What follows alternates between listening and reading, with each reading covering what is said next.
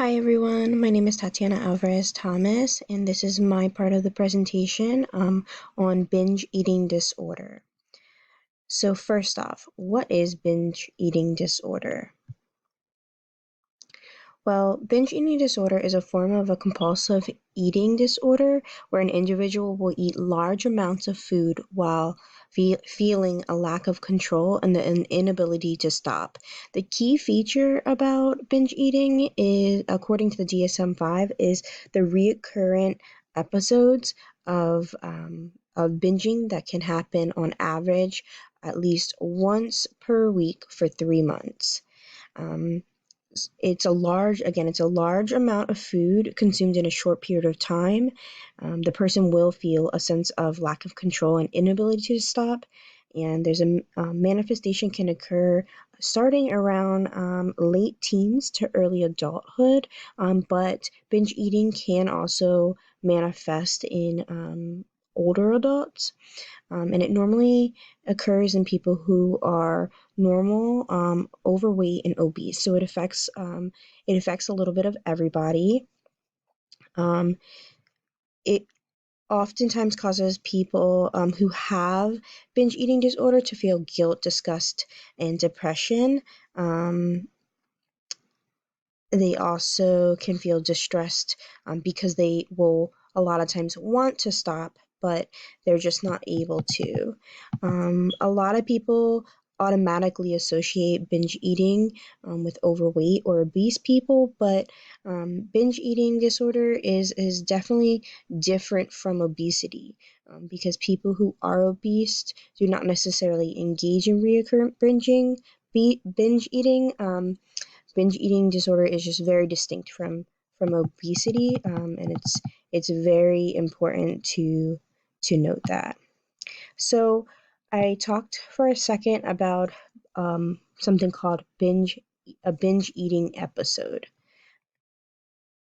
A binge eating episode, according to the DSM-5, are as follows. So, eating much more rapidly than normal, eating until feeling comfortably full, eating large amounts of food when not feeling physically hungry, eating alone because of feeling embarrassed by how much one is eating, and feeling disgusted with oneself, depressed, or very guilty afterwards.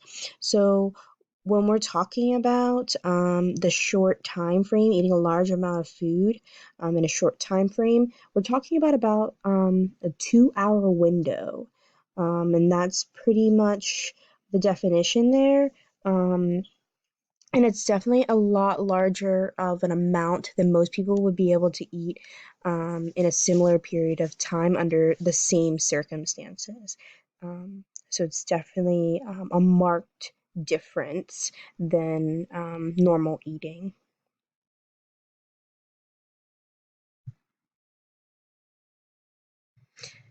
There's something called the binge eating cycle, and the binge eating cycle can be exhausting for people.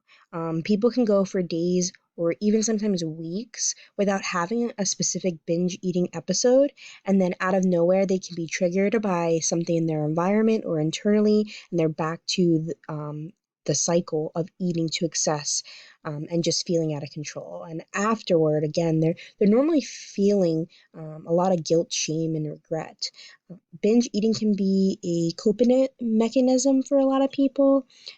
Eating can bring brief comfort to a person who is just facing a lot of stress or outstanding circumstances, but usually the comfort quickly ends, and then that's when the feelings of remorse and regret and even self-loathing begin.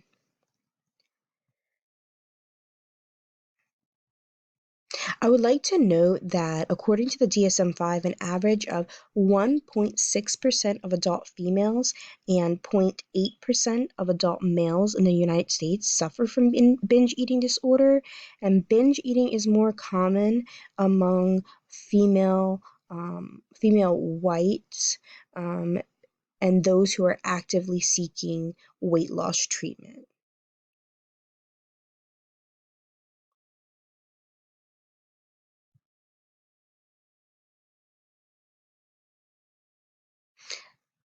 All right, so symptoms and effects of binge eating disorder.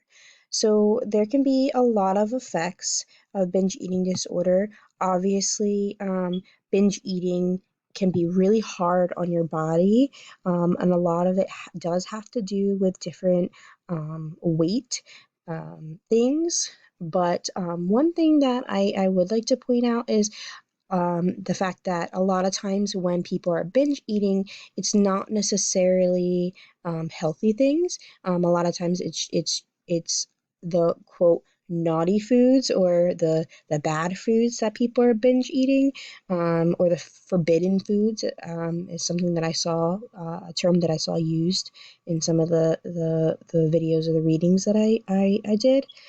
So a lot of those things are high in lots of sodium, saturated fats, and food coloring, a lot of things that we know are not good for us. And those are the things that are normally eaten.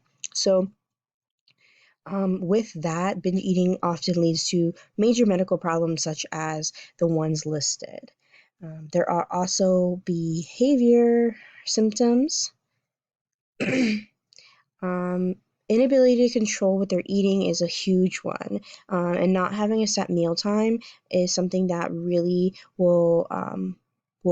could lead to a binge episode, and not eating when you're hungry is also another big one. When we're talking about emotional symptoms, having an intense feeling of stress or tension can really bring on an episode. And then being unsatisfied no matter how much somebody eats is another key indicator. They'll just keep eating and eating, and they don't necessarily want to, but they just feel unsatisfied, like they need to eat something else.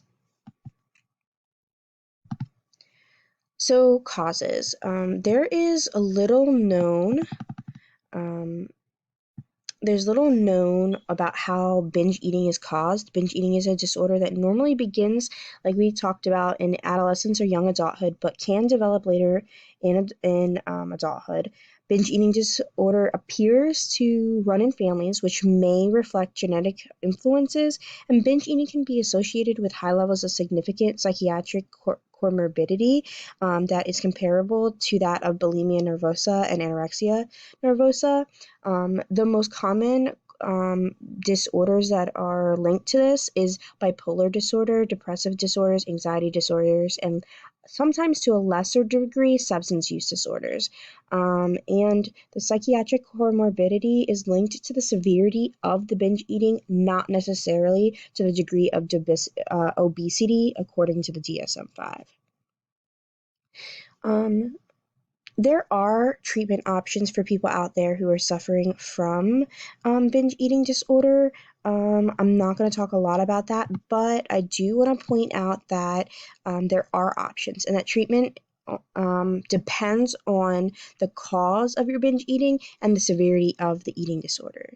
The treatment may trigger binge eating episodes, and it also may trigger other mental health issues to arise and occur. But there is hope when you're working with a trained professional.